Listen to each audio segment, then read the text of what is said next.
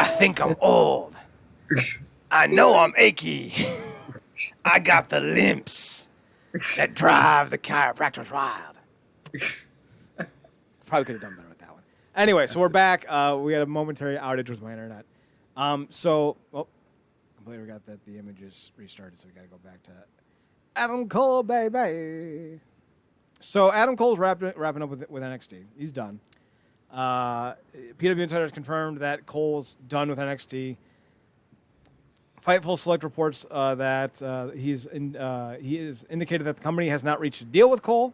While there have been pitches for Cole to move to the main event in recent weeks, he still hasn't signed a new deal. It has been easy to predict that Cole will sign with All Elite Wrestling, but his next move remains unclear. The Young Bucks posted on Twitter a video of them hanging out with Cole, I guess. Well, I don't know believe the Young Bucks as much as you want. They're the Young Bucks. I think the interesting thing when looking at this situation is, one, Adam Cole is a wasted opportunity for the brand. He's not a very good talker. He's fine. I know a lot of people pretend he's better than he is, but I think a big issue with the WWE and NXT and the Undisputed Era was that they were never given the opportunity to showcase themselves in front of a bigger audience. And the fact of the matter is, wrestling fans are, by and large, combat sports fans. Marcus likes watching two dudes in boxing gloves beat each other up, especially when that last name is Paul. I do too. I cover MMA for a living. Well, one of my livings.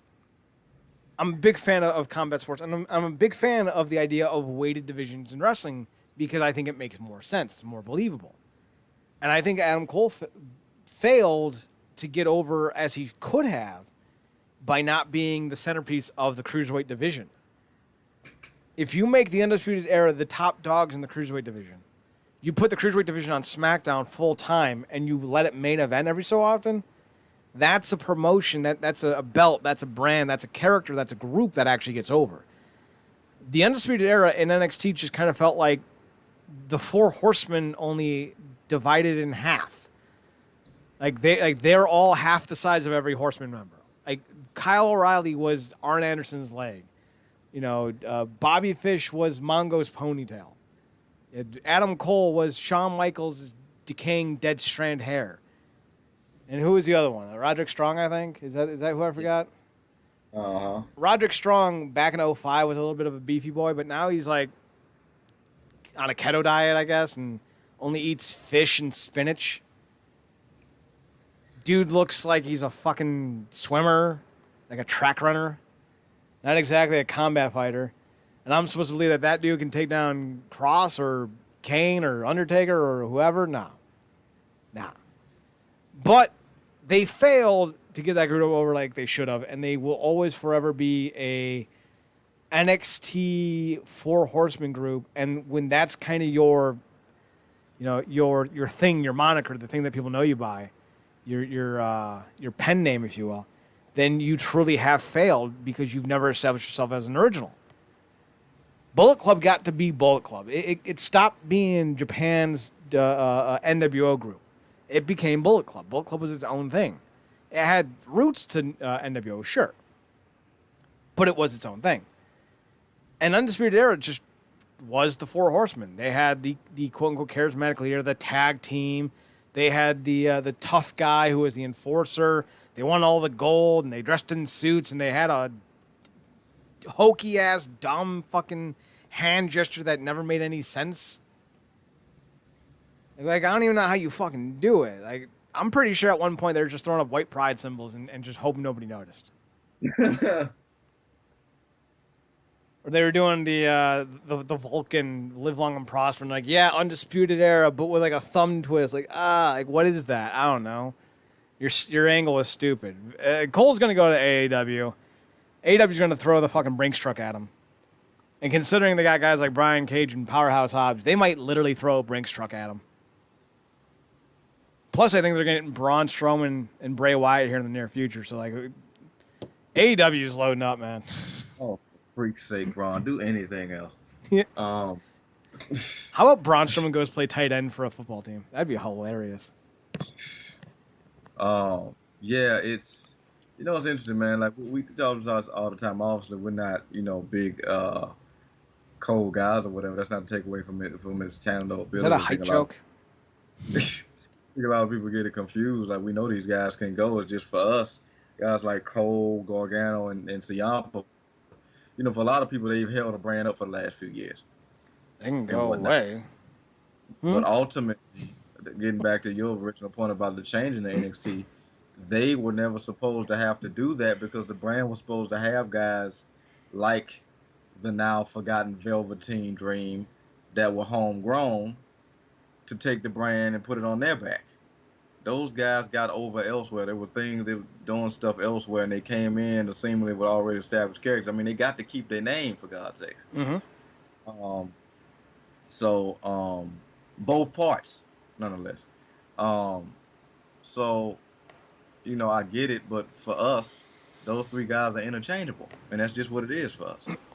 You know, um, and like I said before, when we were talking about on one of the last shows, like it's very telling that for most of those guys, and now Bobby Fischer's obviously gone, but I think for at least two of them, and Strong and Fish, they got kept mostly because they were in the group, and then when that group, dissipated, Fish kind of fell to the wayside and eventually got left, and Roderick just got put in a different group,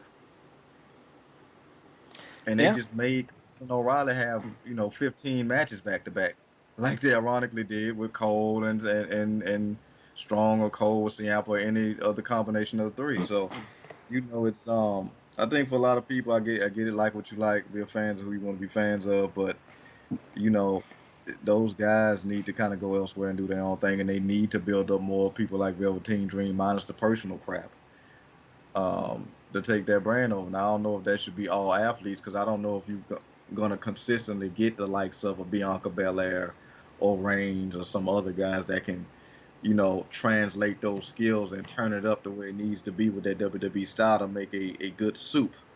Because some guys are just not going to be able to drop certain habits, and they're going to look clunky for a while when you want them to kind of feel like a natural prodigy almost. So that's going to be interesting to see. But as far as Cole, it just kind of makes sense for him to go to AEW. He's tight with the Bucks. That's his running guys. Obviously, he was in Bullet Club. Probably in my mind the worst pick ever in Bullet Club. Yeah. But yeah, it just makes all the sense in the world. Like you said, AEW is loading up. That's only going to get more people to their side. Um, I feel like maybe it's only a matter of time before we get Brian, and stuff like that. So it's kind of just a place to be. Because I don't even know if he has confidence looking at how things are on the main roster that he'd even work out on the main roster. Look what's happening with Cross. Yeah. Yeah. So You're not wrong.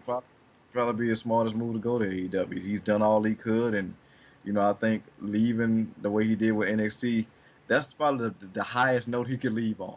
Because what do you want to transition to the main roster and end up like poor Keith Lee, you know? There are two names in NXT that I'm excited about. That Brock Lesnar with the tattoos and the dumb haircut, whatever his name is. Yeah. Baby Lesnar. And Yeah. Rick Steiner's kid, Bronson Rick Steiner. You got another Steiner. Like, come on. Yeah. Although I think they both need to work the indies because I think they'll get a lot more out of that than they will in their cookie cutter franchise that they're doing. Speaking of cookie cutter franchises, let's talk about Nick Khan real fast.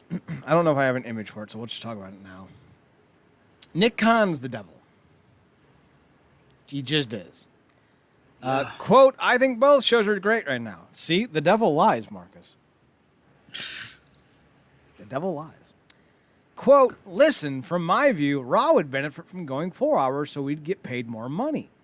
SmackDown going 8 hours. But I understand our creative folks, as amazing as they are, there's only so much great content they can produce on a weekly basis. So we're going to go with 3 and 2 hour systems. I hate to break it to Nicky Khan, they can't do 5 hours great content a week. They can't do 1 hour great content a week. What are you talking about? When looking at, we're looking for any sports date on the sports calendar where a sporting event doesn't exist when talking about upcoming pay-per-views. I'll give you an example of that. So this coming New Year's Eve is a Friday night. Atlanta expects 300 to 400,000 people to go to the Atlanta for New Year's Eve. And by the way, the 2 football college games are also on that Friday, December 31st, New Year's Eve. My belief is that people who are going to Atlanta, they don't wake up Saturday morning after a long night out for New Year's Eve and say, hey, okay, let's go home. They want to do something on Saturday night. There were moments in time where all the big college football games were on New Year's Day. That's changed. They're not all out. They're not all on New Year's Day, as we know. The Saturday night where the Rose Bowl is happening that night, but it's not one of the 2 college football games. So we saw it as an open night. And our Atlanta folks, our partners at State Farm Arena, are excited for the event. We're excited for the event, and we're always going to be looking at the calendar to see what might work. SummerSlam being an example of that as well. You know what that means, Marcus? If they're doing shows on December 31st, it's only a matter of time before they go, you know what? No one's watching sports on Christmas Day. We're going to start running shows. I mean, it makes all the sense. When he said a Raw can be 4 hours because it'll make us more money, that tells you everything you need to know. Mm-hmm. Either he's actually watching the product and genuinely thinks it could benefit from being 4 hours, which is another type of lunacy that I don't even want to imagine. It almost makes him surpass Vince in that department. Or he doesn't watch the shows and just is only thinking about money. Mm-hmm. Either way, it's a fail. Mm-hmm. It's a fail either way, and you're right. It doesn't matter. If it was up to him, both shows would probably be 8 hours. Could you imagine how bad? Like, here's the problem. So many of these individuals are booking, and it's not just pro wrestling. It's everything. What we're in the middle of is a streaming bubble, just like the .com bubble. Eventually, all of these streaming websites will eventually be bought and sold for peanuts on the for pennies on the dollar, and they're going to become part of larger conglomerates. Peacock is going to have more groups that were formerly another streaming service eventually added to theirs. Same with Netflix. Same with Paramount. This is going to happen across the board because everyone is trying to do right now is just get streaming hours. They want people stuck on content. So we're going to have as many hours of content streaming as possible. But the problem is not everyone's going to buy it. Not everyone's going to pay the same amount of money for it. And eventually you're going to be stuck trying to replace people who end subscriptions by buying up more properties. So the WWE is in that mindset, like, if we keep creating content, then people will keep buying the content. Until the people that are buying the content realize that it's not the WWE's content that's moving the needle, and they start buying up other content. Then they're going to be kind of screwed in this idea of, well, we've been producing all this entertainment. Now what do we do? Because you cannot have a successful entertainment company when all you do is dish out entertainment week after week after week after week after week, day after day after day after day, and expect to keep the same numbers. People are going to get tired of it. It's going to burn people out. Look what happened with the Arrowverse. How many people stopped watching after the Crisis on Infinite Earths? I did. A lot of people stopped. Supergirl's getting canceled. Flash needs to be canceled. A lot of these shows that are in that universe are dying because people don't want to watch it anymore. We've been through it. We got it. We know. You same formula, you don't change. And the WWE is no different than that. It's the same formula that doesn't change. Nick Khan is building this company up for failure. And I'm here for it. Yeah, I'm right there with you, man. I'm like, look, if they think he's what's best, and you hear him say, it was bad. 2 hours was a max, and back then, it'll probably, obviously, look more fondly now because we've had this 3 hour garbage for so long. But the fact that he really thinks they could extend that for 4 hours when a 3 hour pay per view comes off is too much at times, it's insane to me. It's like you're not seeing how much of the fan base has dropped off, and then the concept that who was John Pollock was interviewing him. Like, he tried to bring up AEW's legitimate competition. He's like, have you ever known me to talk about competition? Oh, okay, you can take that route if you want to. Like Lucha Underground did with a lot of their match concepts. They're taking every L that you're handing yourself as a company and turning them into wins for them. It's just, they are what they are now. They're a content-producing moneymaker. That's all they care about. And I don't know why people actually expect that to be any different going forward. They don't care about quality anymore. They don't care about fan support. They don't care if you like what they're doing. All they want to do is make money. Yeah, or Doesn't they matter if certainly you don't like it. have any. They certainly don't have any loyalty to their talent. If this last bus flip proved that. Nope. Let's see. We got some minor things left on the docket. Impact is getting a new distribution deal. That is apparently a very big one. Marcus, I'm thinking this is just going to be an international thing, but do you have any hopes that this is a bigger deal than they're making it?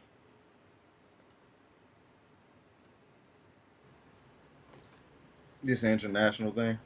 I think that's what it's going to end up being, but let me see if I can't find.